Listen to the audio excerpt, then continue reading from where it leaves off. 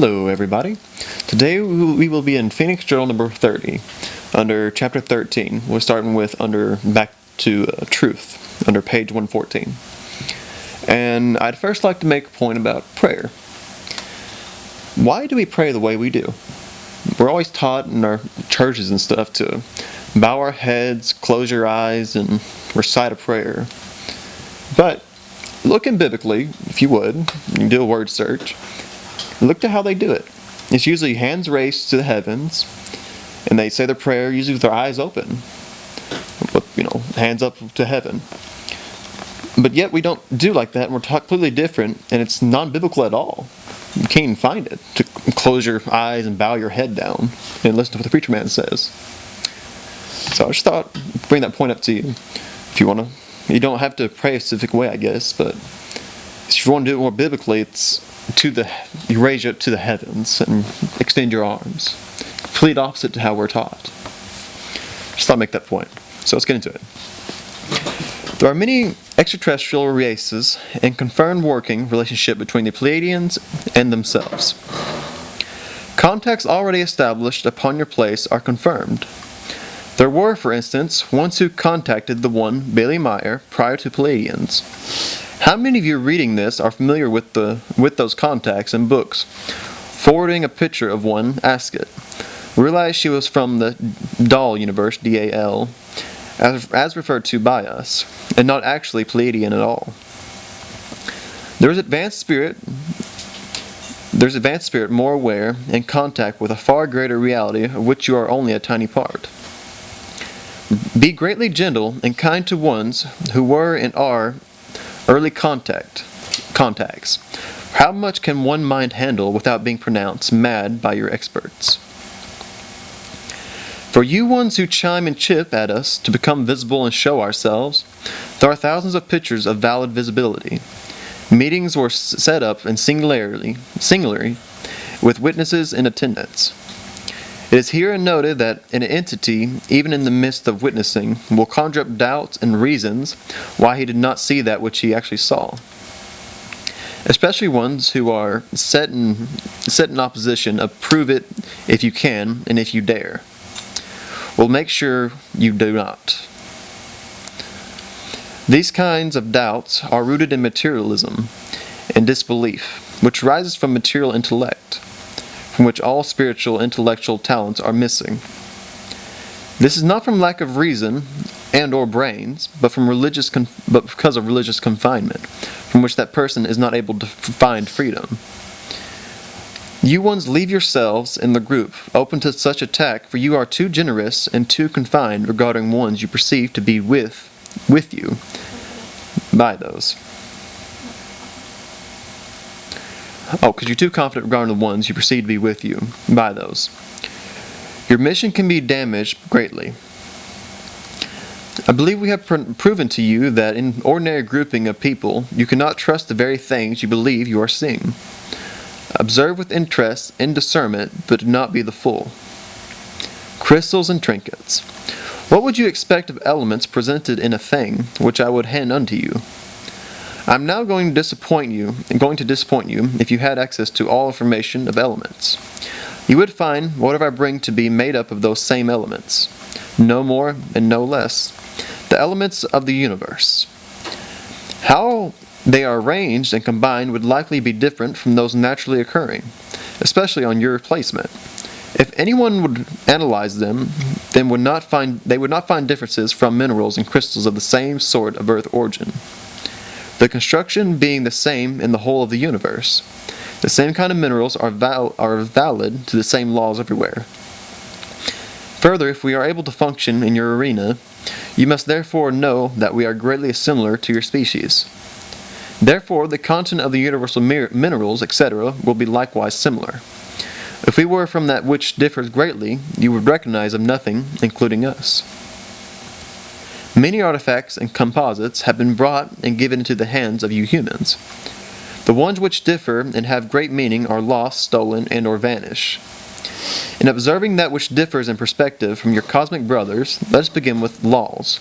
I speak not of God's laws, nor the creation. I speak now of your human laws.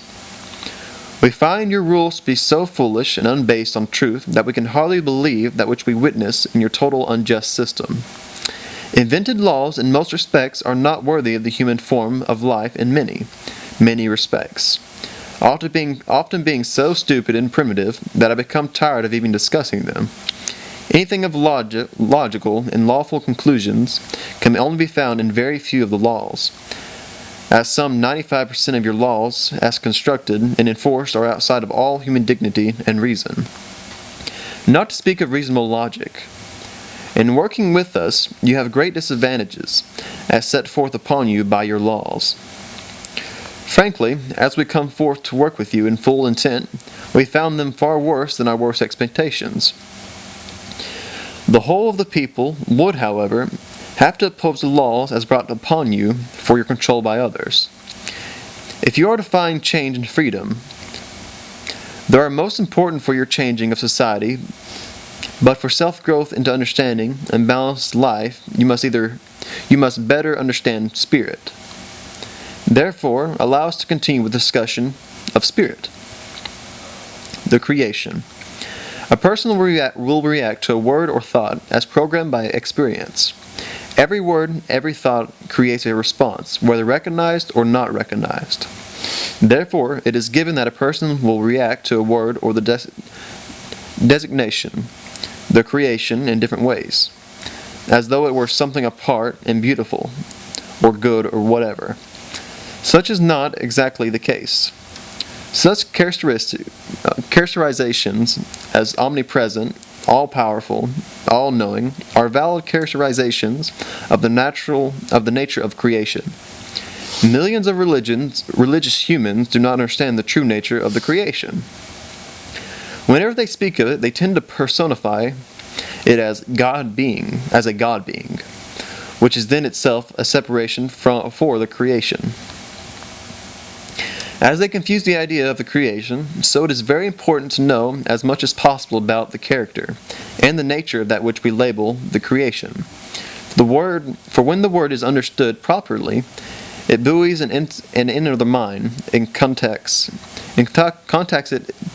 it to its source as soon as the word is expressed, or heard, or impressed. I can briefly place this into different or simplistic contexts. The creation can be described as the sum of all that is manifest and unmanifest.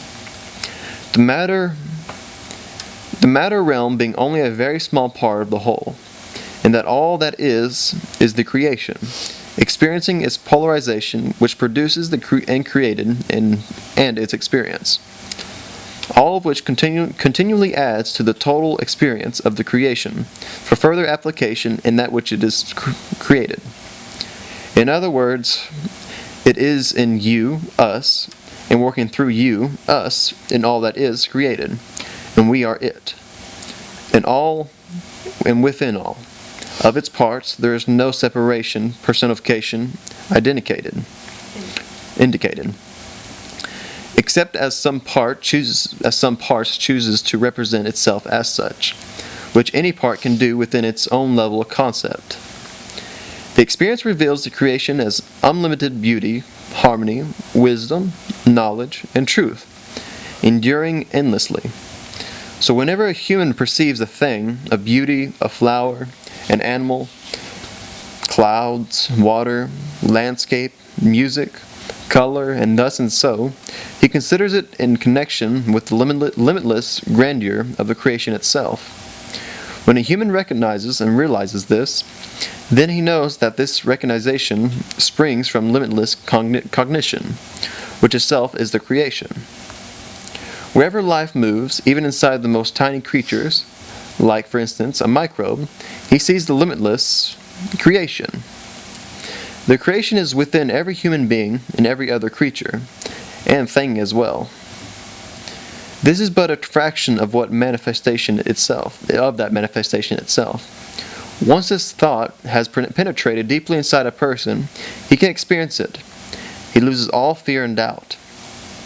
When he knows his contact is with all-knowing, almighty creation, he enjoys peace and tranquility. Reflection on this gives the name creation, great meaning indeed. The more he thinks on this reality, the more his intelligence is unlimited, or illuminated, and stretched, and more powerful his personality becomes, and his whole life and labor is blessed. The creation rises in his consciousness, and he senses peace, strength, knowledge, wisdom, delight, and hope. He can overcome obstacles and achieve his objectives, and he suddenly has no more need for purely material things. One must learn a spiritual and intellectual manner of thinking, and recognize its validity until the first successes are achieved. That is the hardest and yet the first requirement of the journey into spiritual awareness. But the way certainly does not stop here, because further exploration, research, and development, and further recognition leads to the limitless endurance of time. Everything may happen in the course of a time to prevent one from achieving his objectives, but the spiritualized person knows no limits, and does not allow himself to be stooped or stopped short of his goals by any events of the future. For him, the future always exists in the present, wherefrom he becomes determined to do everything here and now to obtain the highest spiritual state of consciousness, and he does not fear the future, for that future is now, just as present as the present itself. When the spiritualized being sees others before him, he sees the creation in them. The stones of this foundation of knowledge have now been laid, and we simply polish them a bit. Later in your perceptions, but not very much later, the avalanche of desire for this truth will flood the lands for all others. For all their actions have been trial, error, and have pulled you away from the God and not unto Him. You must wait upon the Lord, do your work, and allow the word to flow. Prayers. You continually ponder about prayer, for yes, it is indeed important that you petition, and it is most significant how you present your petition. Let us first understand the meaning of prayer. A prayer is truly a wish, a wishful call upon the spirit of the human being himself. The creation part and the creation collective, meaning grant me this or that, those who are conscious of the force, the knowledge, and the ability of their spirit no longer resorts of such prayer, because they already live in the knowledge that the power and the might of their spirit is capable of anything. For that reason, they determine constantly the might of their spirit. Unspiritualized one, being unaware, is unable and thus seeks to activate his spirit by conscious prayer. Further explained, this means that the spiritualized human is always using the forces and abilities of his spirit and quite consciously, while the unspiritualized one expresses only wishes in prayer, and those to an exterior force, usually personified, when the source is within through personal contact with the creation itself. A most beauteous prayer was established by Emmanuel, or as you know him, Jesus, and has not been improved upon through the generations. So let us consider it carefully. And this is the prayer. My Spirit Almighty, my Spirit who is all-knowing, almighty, and all-loving in me, your presence be sanctified. Your presence confirms to me your controlling power over all matters concerning myself. May your wisdom become conscious to me. May your power be extended into the consciousness of my thoughts in order to enable me to apply all truths, wisdom, and love, peace and freedom, given to and acquired by me and all mankind. May your power be extended in me, on earth as well as in heaven. May your power become effective in me, in all material as well as all spiritual aspects. Please allow and give unto me all that I need for living this day and each day.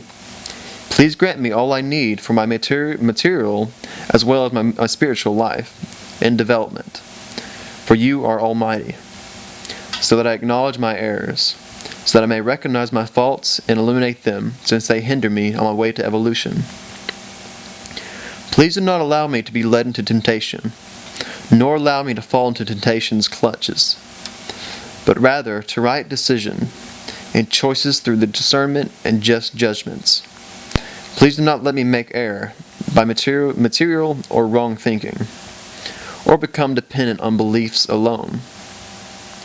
For you are within and without me, as power and wisdom, truth and knowledge for eternity. May I become conscious of your almighty forces inside of me at all times. All of this I ask in truth, and ask not for myself, except for understanding and truth, and ask all else in behalf of brother, so that the cycle of wholeness may become manifest, even unto the tinimost portion of manifestation of your relations, which after all is all. Thy will be done in and through me as creation which I am.